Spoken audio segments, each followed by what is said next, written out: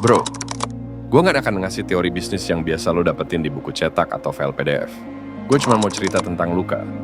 Luka kolektif, tentang bisnis kopi kekinian, yang awalnya wangi tapi akhirnya cepat basi.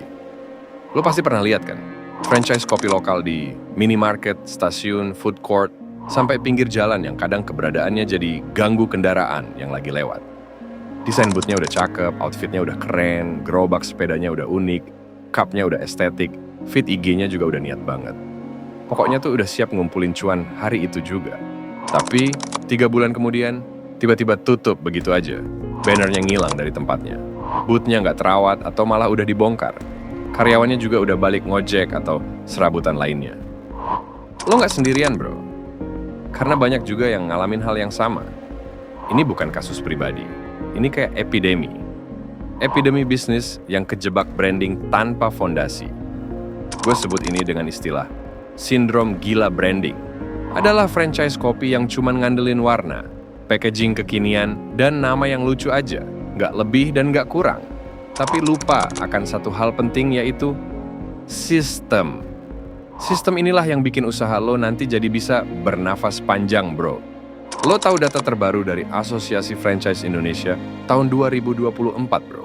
Isinya adalah 7 dari 10 franchise kopi skala kecil rata-rata tutup dalam 1 tahun.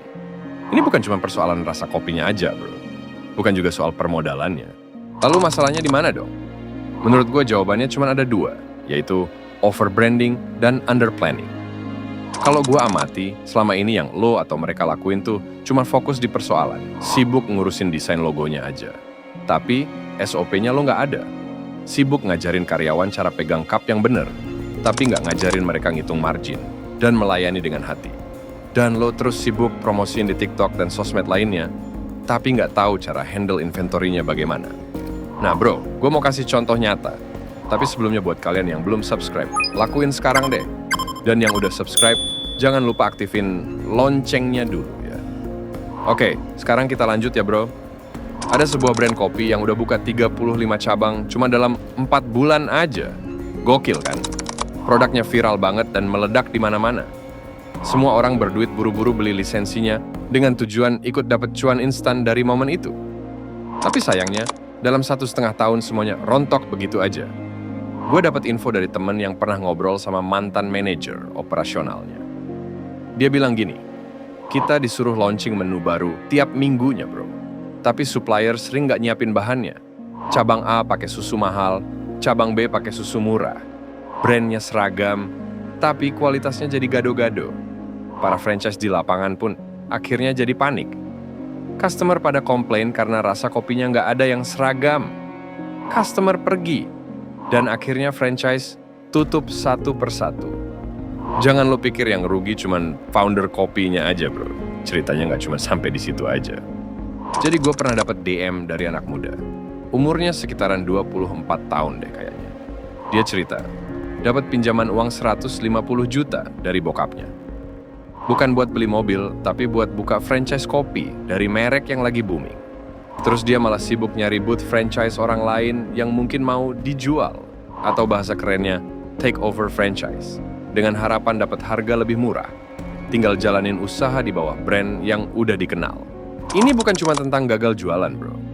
Tapi tentang betapa gampangnya semangat anak muda diluluh lantakan sama sistem yang asal jadi.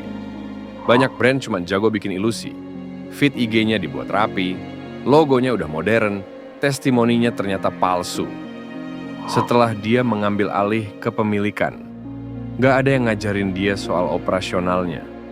Gak ada yang dampingin dia pas sepi pembeli, karena yang dikasih dari pemilik franchise sebelumnya cuma modal yakin.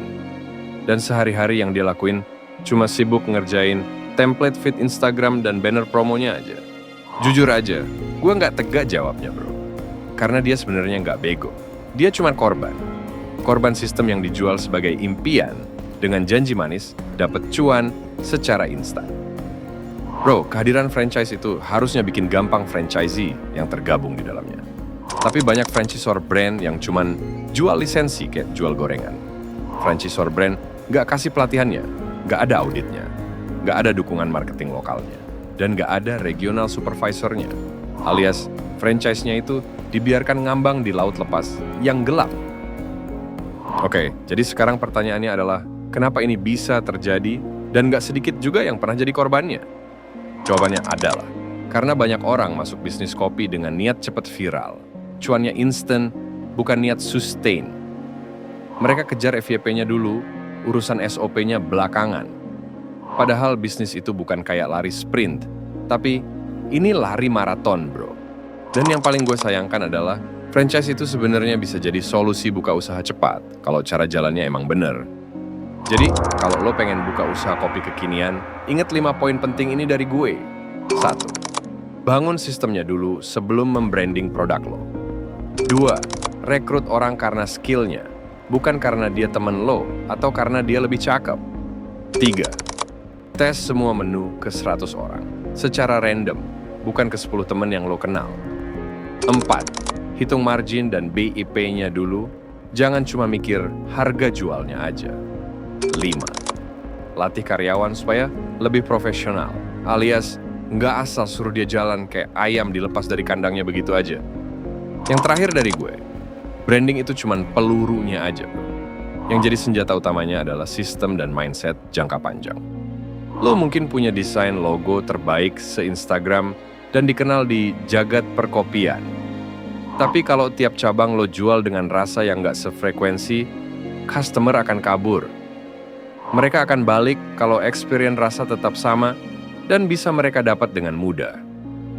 Kalau gue bisa simpulkan, bro, banyak bisnis kopi yang tumbang bukan karena rasanya nggak enak, tapi karena nggak punya pondasi kuat. Ngebentuk branding kuat doang aja di zaman sekarang udah nggak cukup, bro.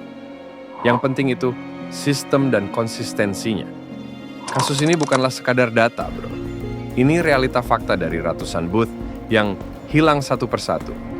Doa gue sekarang setelah lo nonton video ini sampai selesai, lo nggak cuma mikirin desain logonya aja, tapi juga mikirin bagaimana caranya biar sistem itu jadi hidup, dari bisnis yang mau lo bangun jadi besar dan kokoh. Segini dulu info dari gue, bro. Gue dari Opini Q. Kasih komentar di bawah ya, karena gue mau tahu apa yang ada di dalam pikiran lo sekarang. Jangan lupa untuk subscribe dan share ke temen lo yang lagi mikirin gimana cara buka usaha kopi yang awet. Kalau ada salah-salah kata, gue minta maaf. Tapi kalau ada yang kena di hati lo, jangan lupa nyalakan lonceng YouTube-nya sekarang juga. Terima kasih. Wassalam. Di balik setiap bisnis kopi yang viral, ada banyak cerita usaha yang gak pernah masuk feed Instagram dan sosial media lainnya. Yakni cerita tentang sistem yang lemah, konsistensi yang hilang, dan branding yang nggak sanggup nutupin lubang operasional. Kalau mau bertahan, lo butuh lebih dari sekadar logo dan visual yang keren, bro.